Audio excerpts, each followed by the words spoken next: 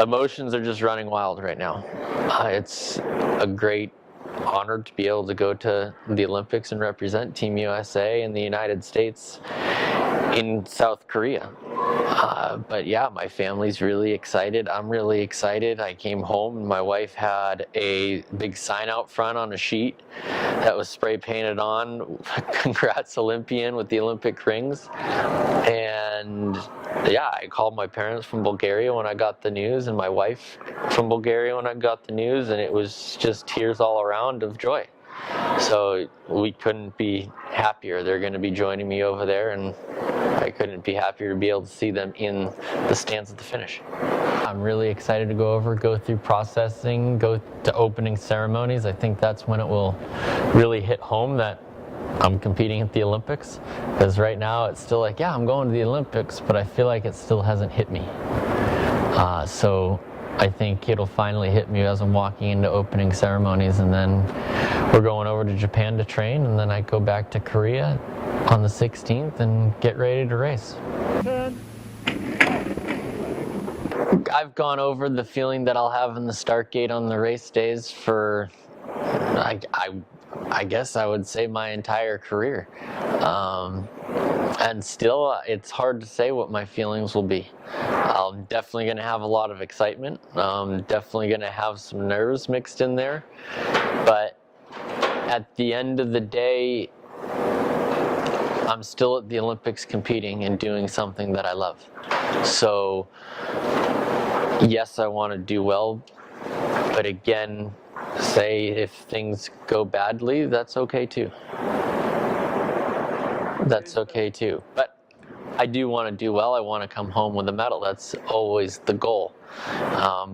But it definitely helps to alleviate it a little bit, knowing that no matter what happens in Korea, I'm going to do everything I can to do my best. And wherever that puts me, it puts me. And whatever that outcome is, I'm okay with. For me, I know I don't really perform best when I put loads and loads of pressure on myself. I kind of perform best when it's like, yeah, I'll go do whatever I can do. And so that's kind of my attitude towards it. I'm going to go over, I'm going to have a great time with my family and my wife. And on the race day, I'm just going to lay everything down on that hill that I can. I couldn't be happier for AJ. He's definitely deserved the spot on the team as well. And it's going to be great to go over there and have another alpine snowboarder competing with me. We'll definitely use each other to push each other through training and everything.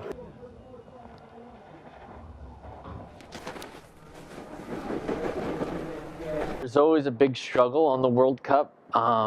When you first start out on the World Cup, it's almost like you don't have a chance until you finally get your feet in the ground on the World Cup, and then you can maybe start getting into the second runs, and then once you're comfortable there, you can start to hop up into the top 16s, and once you get into the top 16s, it's anybody's game. The main thing is to have results on the World Cup. If you don't have results on the World Cup, then there's no chance really to go. After the end of last season, it was like, well, I guess this is a real possibility with the results I had on the World Cup. After results like that, you just feel, it's like just standing on a board, you feel good, and you get into the start gate of World Cup, and it's like, well, I know I can do well. I know I have the potential of being in the top 8. I know I might have the potential of being in the top 4. So it's just a matter of what it comes down to at the end of those rounds.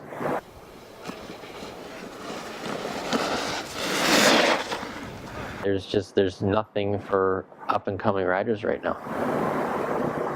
Nothing. Yeah. So it's just a matter, like for me, it was just a matter of going out and doing it all on my own, fundraising on my own, working all summer so I can pay for it all, and just figuring it all out.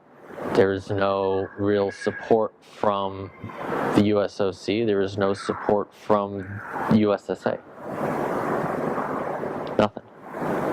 There's a big disconnect there, and I think that's really where it stems from for all of the athletes coming from the younger areas like the age groups and just USASA into the FIS and NORAM races. It costs a ton of money to travel around the US and Canada going to NORAMs, and a lot of these families can't shell that out and don't want to shell that out. Because there's no support from there's no carded athletes in America. Before you even get to that, Yeah. you can't even think about getting support from the NGB if you're not even racing on the NORAM. If you're not a top NORAM rider, it's like right now to get support through USSA, you need to have a 2 top 8 finish in the World Cup. If you don't have 2 top 8 finishes, then cool. Better luck next year. So yeah, that's just where they're at. But it's like that all through snowboarding, every discipline. They have the same criteria for every discipline. So as a guy who's been around. Really, there isn't enough athletes coming up, is the bottom line. There's not enough athletes coming up. So, like to be like on the World Cup, there isn't even really enough athletes that have the support enough to fill all the World Cup spots. So, it's kind of, yes, the sport is growing. And it's like USASA level, it's doing great. There's a lot of athletes there. But there's still a separation point from USASA to FIS. There's a lot of the kids don't want to go from age groups to even open class in USASA. And then once you get into open class, do they really want to fund themselves to travel around the US? Or do they want to go to college? Most of those kids' parents want to go to college. Like for myself, I begged my parents not to send me to college. I was like, I really want to go snowboarding and make this thing happen. And going to college, I'm just not going to be able to do that. So I had to convince them of that. And I can only imagine what these younger kids that want to snowboard and compete and whatever are going through with their parents to trying to convince them to let them go compete snowboard.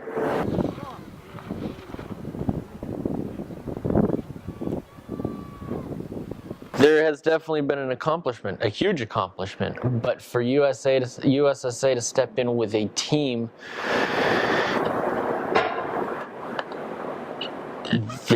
there's not enough there for them to work with.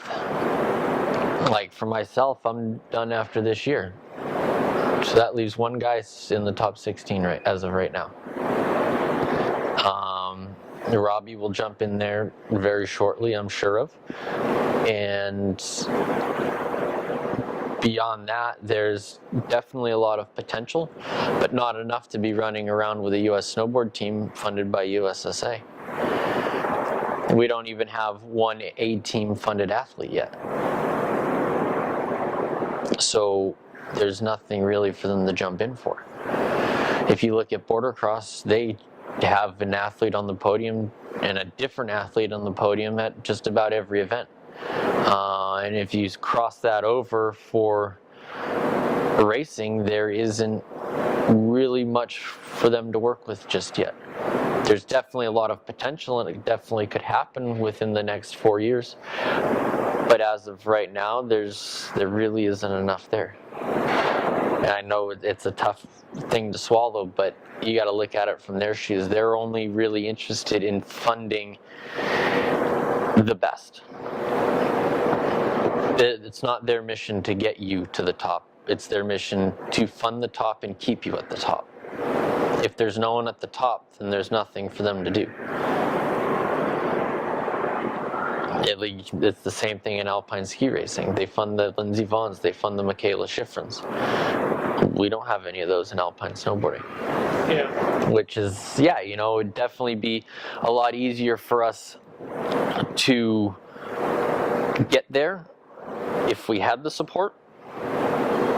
But their whole thing is they want to support people already there. The guaranteed medal, so to speak.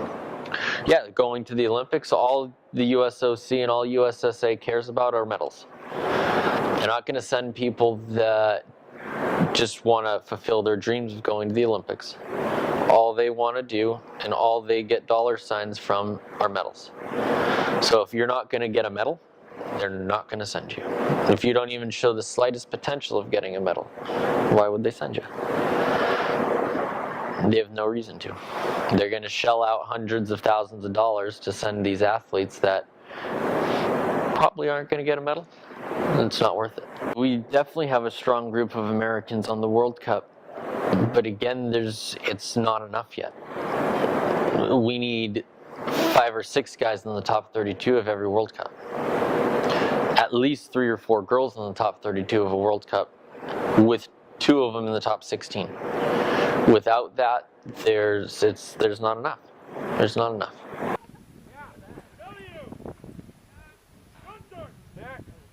I think it would help if USSA was able to step up a little bit and have a team, have a national team through USASA to help feed those kids into USSA.